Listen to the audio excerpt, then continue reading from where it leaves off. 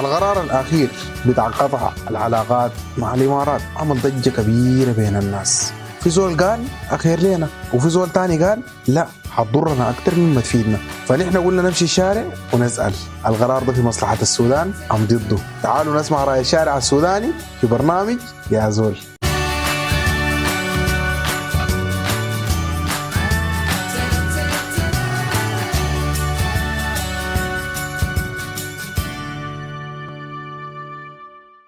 وفي دولة اسمها الإمارات، لما يكون في دولة اسمها الإمارات نقطع ولا ما نقطع دي حاجة بنعرفها نحن كسودانيين. ما في دولة اسمها الإمارات أصلاً. بالنسبه لقطع العلاقات مع الامارات مع او ضد، اكيد طبعا مع. نحن كشعب سوداني واقفين مع القوات المسلحه. اي دوله داعمه للميليشيات الدعم السريع اكيد نحن ضدها. اي دوله بتدعمهم ماديا، بتدعمهم بالاسلحه، بتدعمهم اي كان شكل الدعم، اكيد نحن ضدها. ونحن مع دوله زي دي ما بتنفع معانا. اكيد نقطع علاقتنا بها طوالي. نحن ما بنركع الا للمولى، ونحن مع سياده الدوله. نقطع طوالي، سيادته قال نقطع قدام بس. والله طبعا في القرار اللي عملوا الجيش السوداني ده قرار احنا كنا مستنينه، لانه ده قرار رد لنا كرامتنا كشعب سوداني بعد اللي عملوه فينا الاماراتيين ديل، والدعم اللي بيدعمونا للدعم السريع. راوني يا رسول الله، الله اكبر الله اكبر. الامارات هي اصبحت بالنسبه لنا عدو، وكل الشعب السوداني والعالم كله عارف انه الامارات بقت عدو للسودان. ثاني مصالحنا معاه شنو؟ شخص بيدمرك وبيدمر في البنيه التحتيه بتاعتك، مصلحتك هتكون ما في مصلحه، ما عندنا مصلحه مع الامارات ثاني. شخص بيدمر البنيه التحتيه ما في مصالح بيناتنا، مصالح شنو يعني؟ ودمر البنيه التحتيه بتاعتك والبترول بتاعك، حيكون المصالح شنو؟ ما دارين مصالح ولا دارين علاقات مع دوله الامارات. والله يا جماعه الامارات يعني زمان كانت بتعمل حاجات كويسه جدا جدا للسودان. يعني كانت نحن كنا بنستفيد منها، والسودان كله كان بيستفيد منها، وهم كانوا واقفين معانا، ويعني كانوا يعني ما شاء الله. لكن هسه حاليا كده عكس ذلك.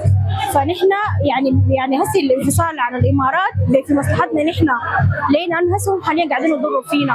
فنحن بنتمنى انه ربنا يصلح حال السودان، وربنا يرجع للسودان ويبعد عننا كل العدوين ان شاء الله رب العالمين. طيب السلام عليكم، مساء الخير، مساء السعاده عليكم جميعا. انا في البدايه نوره صالح، اعمل في ICL للحلول المتكامله من القضارف تحديدا.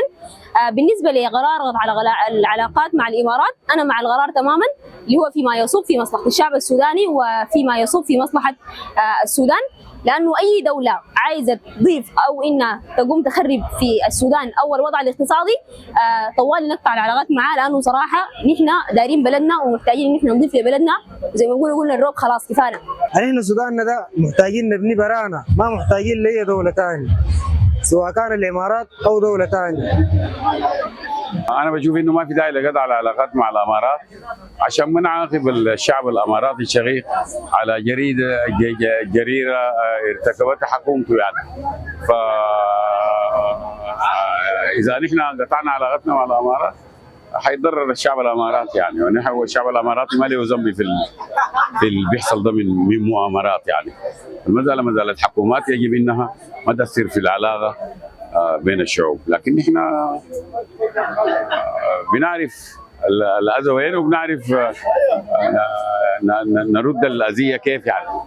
فما ما ما ما, ما بيتعامل بالشر يعوم يعني. الشعب الإماراتي ما شفنا منه يعني ما يستحق انه نعاقبه بقطع العلاقات معه.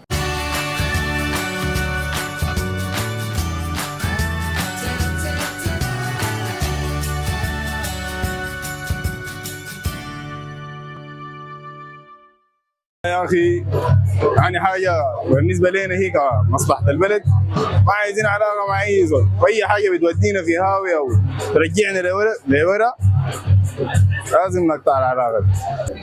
والله طبعا قطع العلاقات مع الامارات هي يعني واجب، لانه بجد يعني الامارات اذتنا اذيه ما يعلم بها الا الله.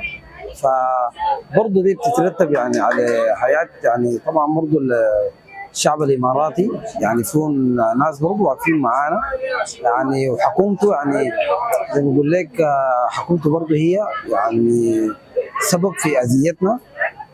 بس يعني في اماراتيين هم واقفين معانا يعني داعمين برضه داعمين القصه بتاعتنا والقضيه بتاعتنا.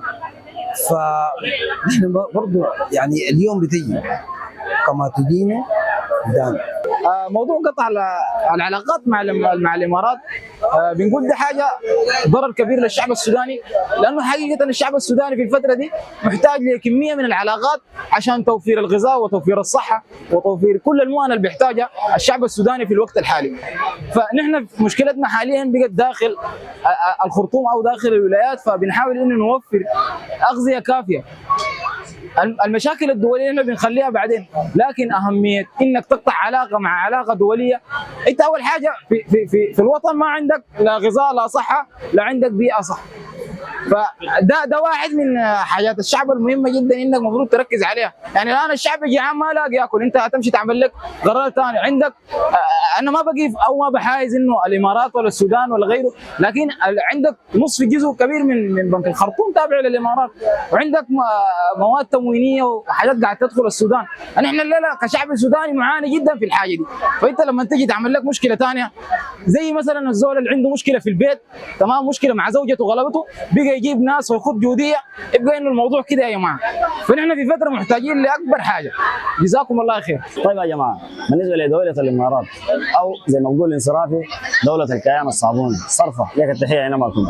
طيب بالنسبه للامارات تاريخيا يا جماعه، الامارات تاريخيا عندنا مدرسه في الخرطوم اقدم منها، الناس تمشي تراجع السجلات. ده بالنسبه للتاريخ. اقتصاديا ما مستفيدين منها، بل هي المستفيده مننا. عسكريا هي ما وقفت معنا سلاح، واقفه مع العدو وبتدعم العدو لغايه اليوم بتدعم العدو. طيب انا رسالتي للسفير السوداني في الامارات اللي هو عبد الرحمن شرفي، بقول لي يا اخي نازل، انا بقول لك بالدارجه باللغه السودانيه الدارجيه او باللهجه السودانيه الدارجيه، انت نازل لو دافع لك تحتيه يا اخوي والله ورش دي بكره تنتهي وانت ما حتلقى في النهايه غير وطنك. ورسالتي لاي زول ضد السودان، اي دوله ضد السودان انا ضدها. كويس. ورسالتي للناس اللي بيقفوا ضد الجيش، الناس اللي شافوا انه يا اخي العدو ده او شايفين بالاخص الميليشيا دي شايفيننا في مسار صحيح، بقول لك يا اخي الناس دي والله ضد الكيزان. ضد شنو؟ الكيزان دي المواطنين، انت عارف الكلام ده؟ كان ما عارفها، الكيزان دي هم المواطنين. واثنين بس زي ما قالوا اخواني بالقوات المسلحه، يا نصر يا شهاده، نصر من الله فتح قريب، جيش واحد شعب واحد. الآراء اتباينت وكل زول قال كلمته. في ناس شايفة إنه القرار خطوة في الطريق الصحيح، وفي ناس شايفة حيزيد الأعباء على المواطن. لكن في النهاية يا زول ما بنحكم نحن، بس بننقل صوت الشارع. تابعونا في الحلقة الجاية وسؤال جديد من الشارع السوداني في يا زول. وما تنسوا تتابعونا على كل منصات التواصل الاجتماعي، وعشان يصلكم كل الحلقات أول بأول الشير والله وخلوا صوتكم مسموع.